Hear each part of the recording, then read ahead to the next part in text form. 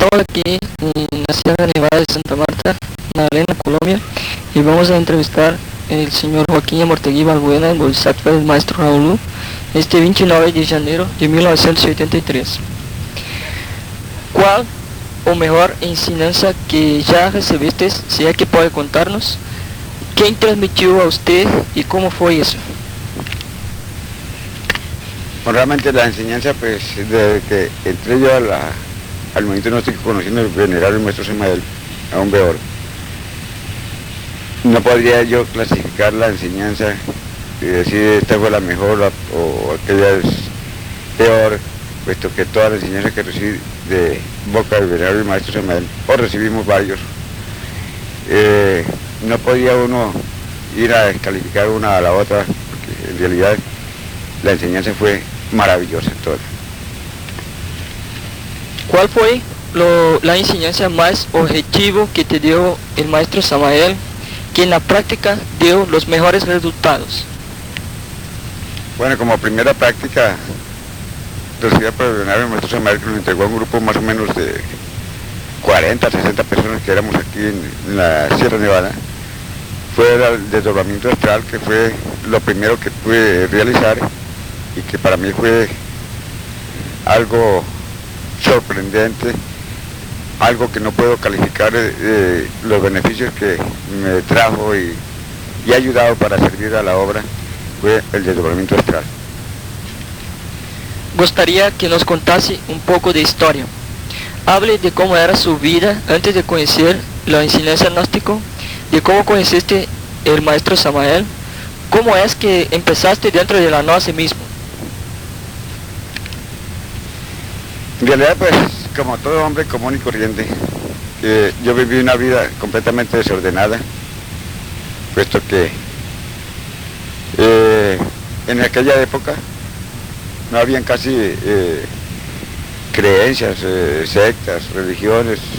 Yo me levanté en la católica, pero nunca fui católico, porque en realidad no me convenció jamás, ni creí jamás en los curas, ni en los santos de iglesia. Algo muy natural, hablemosle, que traje desde mi niñez, fue de verme, por ejemplo, ser un hombre libre, en el sentido más completo de la palabra, o sea, no depender de mi familia ni de nadie. Desde muy niño no me gustaban ni los gritos, ni los bullicios, ni nada de esas cosas, me gustaba más bien el silencio. Y me iba a un río. Yo en aquella época tenía por unos 6 a 7 años. No sabía qué era meditación, ni no sabía nada de aquello, ni de dormimiento astral, ni mucho menos, pero por naturaleza, o sea que ya traía como esas inquietudes, esa facilidad, hablemosle. Yo me iba escondidas de mis hermanos y de mis padres, de todo, me subía a la horqueta de un árbol, más bien bajo, ahí me refugiaba a observar, por ejemplo, hacer unas concentraciones en una roca grandísima que había cerca de mí. Después de que hacía una observación, me hacía esta pregunta: ¿quién ha hecho esta roca? Mi papá, mi familia, mis amigos, los vecinos, nadie ha podido hacer esta roca. Esto es Dios, la Virgen y los santos, porque nadie más puede hacer esto. Después pasaba a un árbol grandísimo también que había a mi costado, hacer la misma observación desde la raíz hasta las hojas, de todas las figuras del musgo, en fin, las figuras que daba el mismo árbol, todo, y volví y me hacía la misma pregunta: ¿quién ha hecho este árbol? Pues la respuesta era Dios, la Virgen y los santos, porque en eso era que en esa época uno creía. Y después me ponía a ver correr el agua del río, miraba para arriba, no se secaba, no se trancaba, y volví y me hacía la misma pregunta: ¿quién ha hecho este río, esta agua? ¿Y a dónde viene, para dónde va? En esas ya, como eran unas largas concentraciones, me quedaba dormido en la horqueta de ese árbol y me desdoblaba en cuerpo astral. Entonces ya me entrevistaba con millones de niños elementales del agua, donde me ponía a jugar con ellos, meterme entre los pozos profundos, jugando, cogiéndome del cabello, de las vestiduras, en fin, formamos muchas veces, estando en lo profundo del agua, me acordaba que me estaba mojando y que mis padres me iban a pegar por haberme mojado en nada. Entonces yo salía corriendo, dejaba a estos niños, esa cantidad de niños, salía corriendo, me les escapaba y salía a la playa. Cuando me miraba la ropa me veía seco. No había tal mojado, ni cabello, ni nada. Entonces viéndome seco otra vez, volví otra vez a seguir jugando. Cuando ya en mi casa, me echaban de menos, que no estaba por ahí, comenzaron a gritarme, a buscarme. Entonces yo antes de que me encontraran dónde estaba, me bajaba del árbol. Pero yo me acordaba de los niños, de todo el juego. Y decía yo, estos niños se fueron para la casa a comerse la comida mía. Cuando llegue no va a encontrar nada. Salía yo corriendo para la casa. Y cuando llegara la sorpresa mía era que no veía ningún niño de esos. Entonces ya me acercaba de mi mamá y me preguntaba por la comida. Sí, ahí estaba. Y bueno, en fin, no han llegado una cantidad de niños de tal y tal tamaño, que así, asado, cabello. Me decía, no, ya vino usted este barrigón mentiroso. Y me regañaba, porque para ella era una mentira, pero a mí era una realidad, entonces yo me salía muy triste. A través de la casa me sentaba a recordar todo el juego y todo con los niños, y de ver que mi mamá pues no me daba ninguna respuesta, a eso me daba tristeza. Sin embargo, yo seguía, de la noche me desdoblaba en cuerpo astral también, en aquella época de mi niñez. Yo conocí a mi Lucifer en esa época, de mi niñez. En fin, todo esto para mí era normal. Cuando ya crecí un poco, ya empecé a perder aquellas facultades para la misma maldad de uno. Ya me entregué a los vicios de los hombres comunes y corrientes, el trago, a enamorar, en fin, todas estas cosas. Y perdí totalmente las facultades, completamente perdidas. No volví ni a recordar aquello. Cuando apareció el maestro Samael, apareció primeramente el matrimonio perfecto, fue la primera obra que tuve en mis manos. Para mí fue aquello como una recordación. Yo dije, bueno, a esto sí me voy a meter porque esto sí me gusta. Porque era algo que me caía dentro de mí, sentía yo que eso sí era la verdad. Fue cuando ya decidimos comprar las obras y ir a entrevistarnos con el maestro Samuel, que vivía en Ciénaga. Y de ahí empezamos pues la labor que hasta el momento voy luchando en bien de la gran causa. ¿Cómo es que te sentías dentro de la gnosis cuando empezaste? Yo empecé más o menos de la edad de unos 30 años. Tenía yo más o menos esa época. Pues era un tomatrago, era un tipo, hablemosle degenerado, ¿no? No una mansa oveja o paloma, sino un tipo común y corriente, con todos los vicios. Entonces ya resolví ir frenando estos vicios y meterme pues al conocimiento. Cuando yo entré a la gnosis, pues en realidad, como les he dicho yo a muchos, y se lo dije al mismo maestro Samael personalmente, que yo no he sido lo que como entero. Yo le creía al maestro Samael su enseñanza, porque a mí internamente pues yo sabía que él nos hablaba la verdad, pero para mí era una teoría, entonces yo necesitaba comprobar. Entonces fue donde me dediqué a las prácticas que nos entregaba, como el desdoblamiento, meditación, concentración, todas estas cosas.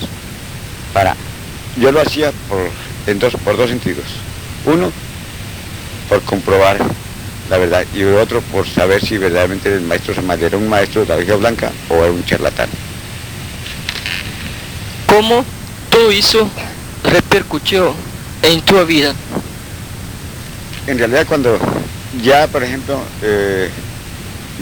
decidí meterme a la enseñanza, que abandoné los amigos, el trago, todas esas cosas, abandoné pues los amigos del trago. Pues hubo una reacción del mundo exterior contra mí, que ya me van a tildar de loco, de afeminado, de 50.000 cosas, donde tuve que aguantarme todo esto, porque en realidad aquello me recordaba también que yo he hecho con otras personas, con evangélicos, con adventistas, que les brindaban un trago y se escandalizaban, y entonces uno los trataba igual que lo que me trataban a mí. Entonces yo, cuando la gente me insultaba, los amigos me insultaban, recordaba siempre que esto lo había hecho yo con otras personas, y bueno, estoy recogiendo de lo que sembré, aguantarme callado. ¿Cómo tú te sientes hoy dentro de los grupos?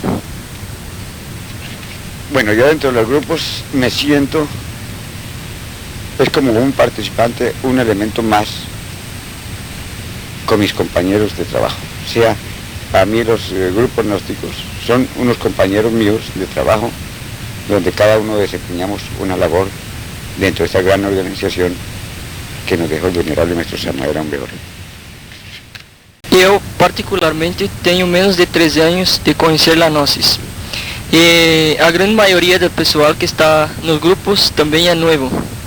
Sabemos que existiram outras hierarquias que surgiram do seio do movimento desde que o maestro Samael iniciou seu trabalho. Ioane, San Grafarata, De Soto, ¿hasta que ponto foram reconhecidos pela Loja Branca? E o que tens a dizer-me sobre eles? Bueno, fíjese que todo comienzo de una obra empieza de una manera para más adelante ir corrigiendo todos los errores que se van cometiendo. En aquella época, cuando se inició el movimiento gnóstico aquí en Colombia, el maestro Samael, como era un gran clarividente, un investigador, él se quedaba viendo a una persona y le decía: vea, tu maestro interno llama fulano de tal, y estuvimos trabajando en tal época, en fin, le daba detalles minuciosos a esas personas, qué vestidura tenía el íntimo de esa persona, en fin, todo aquello. Eso duró un largo tiempo siempre, el maestro hacía eso. Después ya empezó a torcernos la llave, o sea, a no divulgar estas cosas, porque la gente se envanecía. A todos aquellos que les divulgó el maestro el nombre oculto, o sea, el nombre del maestro interno, todas estas personas se envanecieron, ya querían pasarse por encima del maestro Samael, ya miran al maestro Samael como casi medio lado, como que no le creían ya, mejor dicho, se creen ellos superiores. Todas estas personas se llenaron de soberbia, orgullo y soberbia, y la terminación fue que se fueron a rodar. Eso pasó con San Grafarata, con Juan de Páramo, con todos estos elementos que hubo en aquella época, incluyendo a don Julio Medina, que también fue de esa misma época. Bueno, vamos a hablar un poco sobre los congresos que ya hubieron. Peço-te que conte-nos esmiuçadamente o que presenciaste, já que não participamos em nenhum deles, com raras exceções.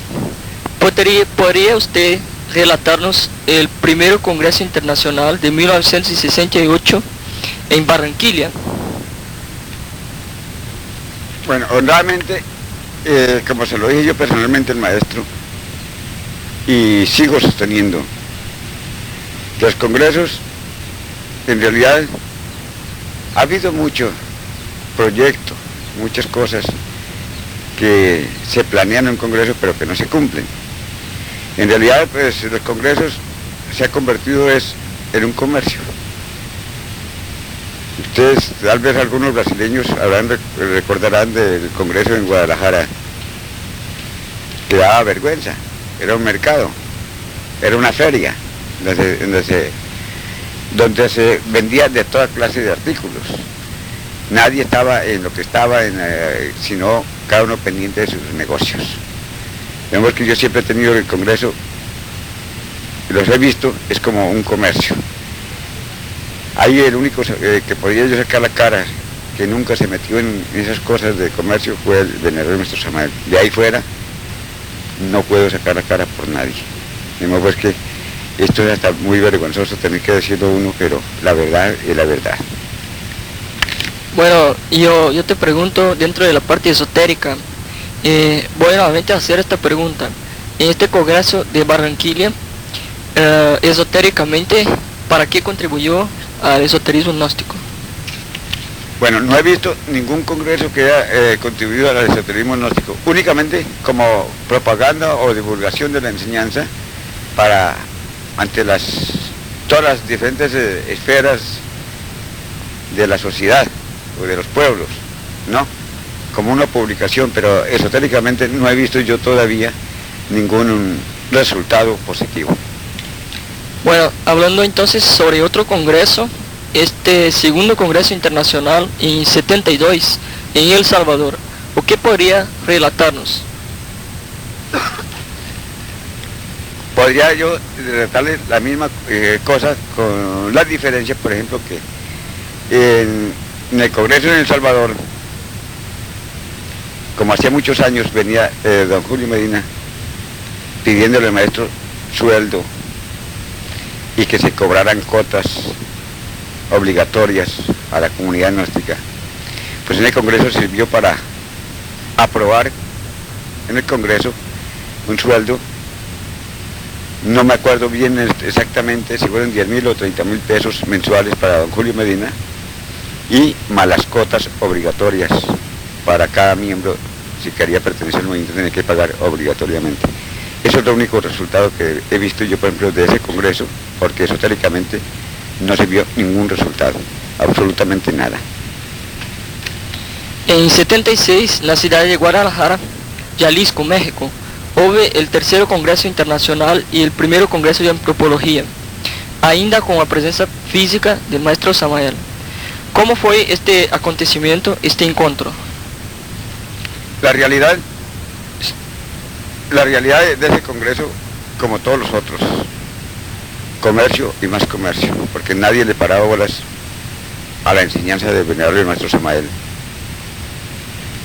sino cada uno en su negocio que estaba. Para mí, por ejemplo, la enseñanza que nos dejó el venerable maestro Samael en cada congreso que él asistió, sus mensajes, en todo, para mí fue una cosa sorprendente. Pero creo que nadie ha aprovechado esto, sino que todo el mundo dedicado al becerro de oro. Es que fíjense ustedes que estamos viviendo la época de Moisés. Cuando Moisés subió al monte, el monte es el astral, y dejó a todos sus discípulos orando. Cuando volvió los encontró a través del becerro de oro.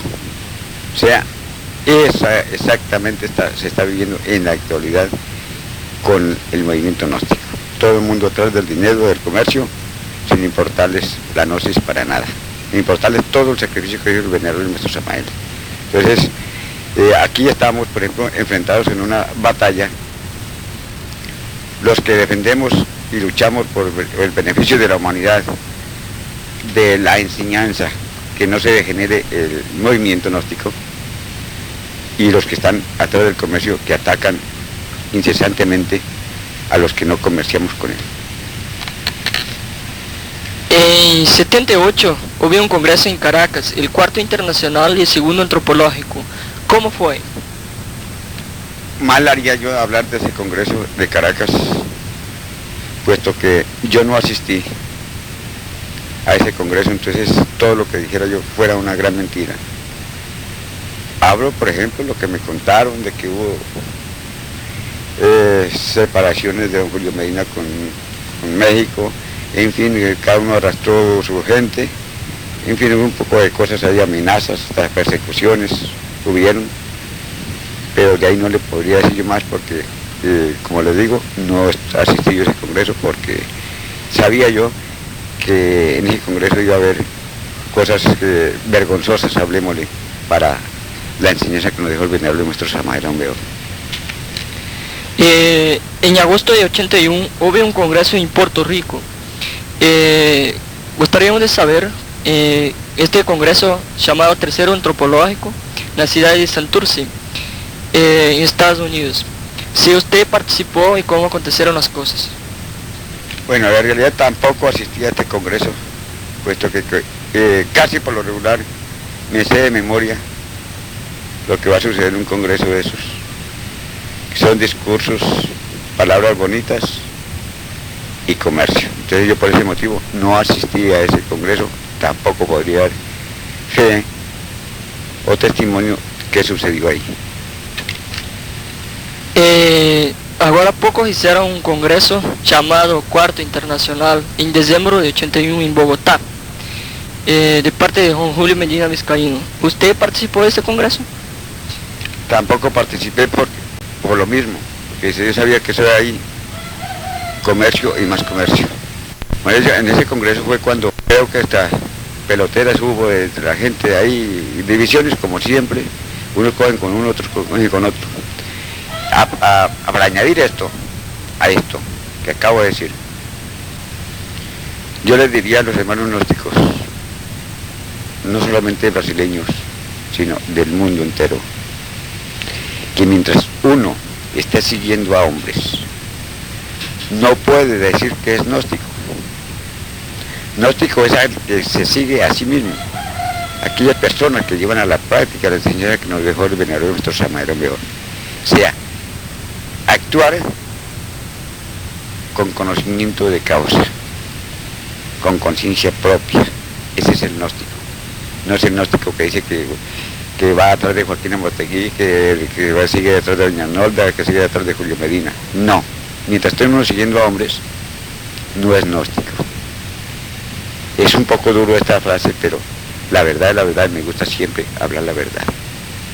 De modo pues que les advierto a los hermanos que la gnosis es para vivirla, para practicarla, llevarla dentro de uno mismo, no correr atrás de fulano o menganejo porque habló más bonito, porque sabe más, porque es más antiguo estar en la gnosis. No, les recomiendo que cada uno practique, saque conclusiones y se siga a sí mismo.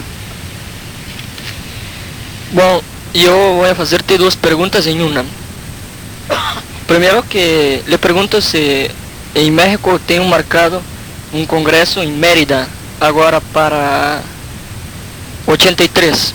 Me gostaria de sabernos se você vai participar desse congresso. E por outro lado, gostaria de perguntar-se se você acha conveniente que sigam fazendo esses congressos. Ou seja, você acha que é uma coisa necessária isso? Los congresos los hacen muy seguidamente por el comercio, porque eso trae beneficios económicos a ciertas personas inescrupulosas que aprovechan reunir una gran cantidad de gente del mundo para ellos comerciar, que hacen con sus buenos dólares en el bolsillo. Pero en realidad beneficio esotérico a nadie le trae nada. Digamos que yo a estos congresos no asisto, asistiré cuando verdaderamente se haya acabado el mercadeo dentro del movimiento gnóstico, que ya sea un congreso completamente esotérico, donde se va a entregar enseñanza esotérica a las gentes, enseñarles una práctica, hacer algo verdaderamente por la parte esotérica, mientras está el comercio metido por el medio. ¿Para qué voy a perder yo el tiempo en un... Na sua opinião, qual o melhor livro do Maestro Samael? Ou seja, sabemos que todos os livros do Maestro são incríveis, mas qual ou quais são os que mais têm servido a você? Yo he sido un poco mal lector, o sea, he sido un poco perezoso para leer libros. Yo de cada libro del maestro realmente he sacado las prácticas que mejor me parecen y las he llevado a la práctica. O sea, cuestión de mantra, todas estas cosas, yo los saco y me los aprendo y los practico. En libros verdaderamente que me han llegado a mí, que para mí es el maestro, el que tengo ahí, no es el libro, La psicología revolucionaria, La gran rebelión.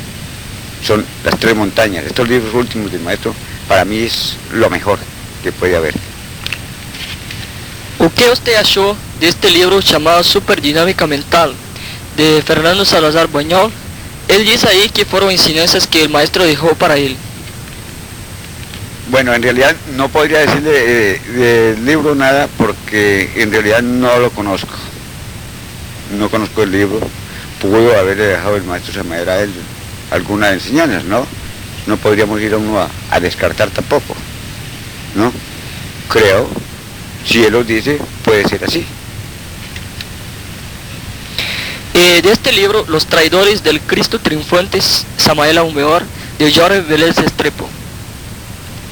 En realidad, ahí me gusta, por ejemplo, mucho de ese libro, que él sacó todos los folletos, circulares, manifiestos del maestro Samael. Eso me gusta, pero en cuestión, en síntesis, así el ataque contra ciertas personas no me gusta, porque en realidad pues no se debe hacer, mucho menos la carátula del libro, pues me parece un poco como atrevida. No estoy de acuerdo con estas cosas. Díganos algo sobre el libro Ciencia Gnóstica, preguntas y respuestas al señor Joaquín Amortegui, editadas por la primera vez en 1979. Bueno, en realidad pues, fue recopilación de varias entrevistas que me hicieron muchas personas y sacaron este folleto como para ayudar. En realidad este libro ayuda mucho porque muchas de las preguntas, respuestas que van en este libro, las hacen por cartas, entonces para evitar estos problemas, pues se sacó ese librito. La primera edición pues salió con algunos errores, ya la segunda fue corregida y ampliada. Esto sirve ayuda mucho para que la gente en un momento, por ejemplo, de confusión, que no entiende alguna cosa, alguna pregunta o respuesta de estas, ayudarlos para desenvolverse mejor.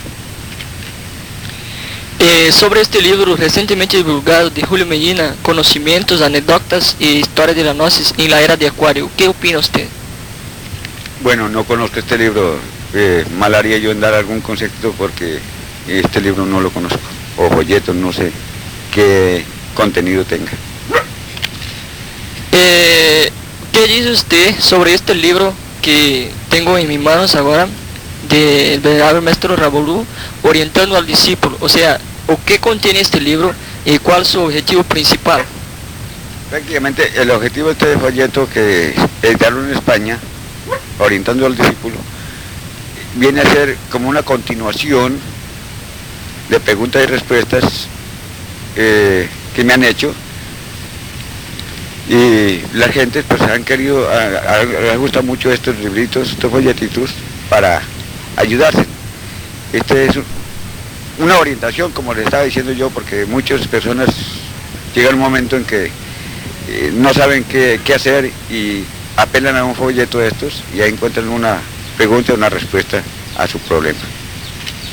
Este libro, A Pista y Sofía, desvelada por el maestro Samael, que ainda descansa en poder del señor Arnoldo, ¿sabes por qué ainda no salió? Y diga una cosa, ¿este libro esotéricamente hace falta para nosotros?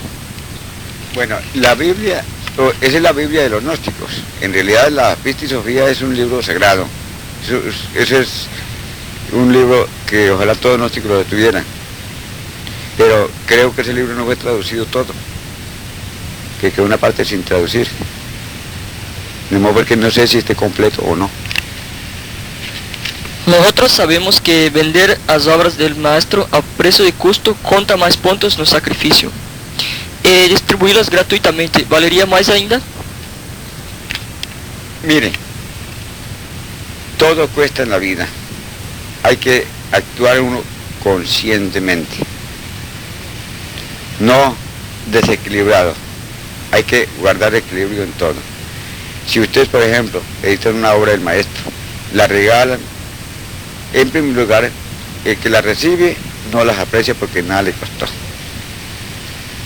Y si ustedes quieren editar otra obra, entonces ya este dinero les hace falta. Entonces deben de estas obras venderlas a un precio muy cómodo, sacando únicamente los gastos que hayan tenido en la sacada del libro. De modo que no estoy de acuerdo con que lo regalen, pero que tampoco se especule, sino que se saque los gastos.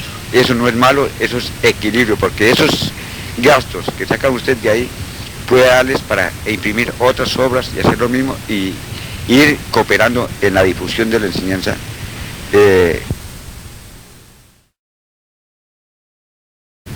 Bom, para terminar con este asunto de los libros, yo gustaría que usted hablase algo a mi amigo José Marcos Teixeira, que me cooperó mucho para que nosotros podamos editar o viéramos posibilidad de editar la obra Ciencia Gnóstica gratuita en Brasil. Yo personalmente me quedé con cierto problema con mi familia y este señor por su parte se sacrificó bastante en esta parte. Entonces, o que hablamos antes, gustaría que usted le dijese para que pudiéramos hacer algo, a ver lo que pudiéramos hacer o cobrar a costo, a ver, gustaría que usted hablase algo a este señor, mi amigo. Bueno, para su amigo que le cooperó en la traducción de esta obra, primera esta obra, de la ciencia gnóstica, y para usted también, lo que les acabo de decir, deben de sacar los gastos, que no se vayan a perjudicar ustedes económicamente tampoco, porque más adelante ustedes quieren traducir otra obra, sacar otra obra del maestro, y no va a tener dinero. Entonces hay desequilibrio en ese campo. Entonces uno debe actuar equilibradamente. No debe volverse un comerciante, pero no volverse tampoco ir a quebrar con el capital que tengan por regalar las obras. Lo mejor es que deben sacar los gastos. Peço-te que agora hable sobre la muerte de los defectos, mas sobre algo que ainda não saibamos, sobre algo que nosotros ainda no conocemos. Bueno, en realidad creo que en la psicología revolucionaria del maestro, y la gran rebelión, y en ciencia gnóstica está eso más que esminuzado. No veo nada más que añadirle o agregarle a esto, porque creo que eso está completo en la ciencia sobre la muerte mística. En realidad ahora no hay que buscar evasivas al problema que tenemos que afrontar toda la humanidad, todo el que quiera liberarse o superarse esotéricamente. Ya esta enseñanza nos la dejó el maestro, antes nos entregó más de lo que nosotros merecíamos. Lo que necesitamos ahora es llevar a la práctica conscientemente para nosotros verdaderamente empezar el ascenso que es tan necesario, porque todo el ascenso viene con conciencia, con aquello que llamamos conciencia, aumentando el porcentaje de conciencia. Necesitamos es practicar, llevar a hechos, que no se quede palabras, que no se quede en la mente, sino que realicemos esta enseñanza que nos dejó el venerable maestro Samael. La muerte mística es la que verdaderamente nos va a aumentar el porcentaje de conciencia objetivo, ¿no? Porque todo lo demás que queramos buscar son evasivas del mismo ego para no afrontar el problema que tenemos que afrontar hoy o mañana, o en una vida o en otra. El problema de nosotros es la liberación y debemos enfrentarnos de una vez por todas a este hecho. ¿Puede darnos alguna explicación sobre autoobservación durante el sueño?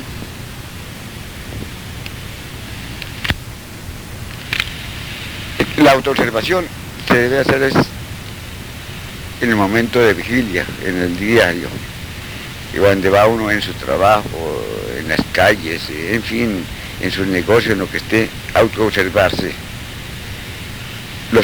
¿Qué agregados son los que están manifestándose o quieren coger el mando?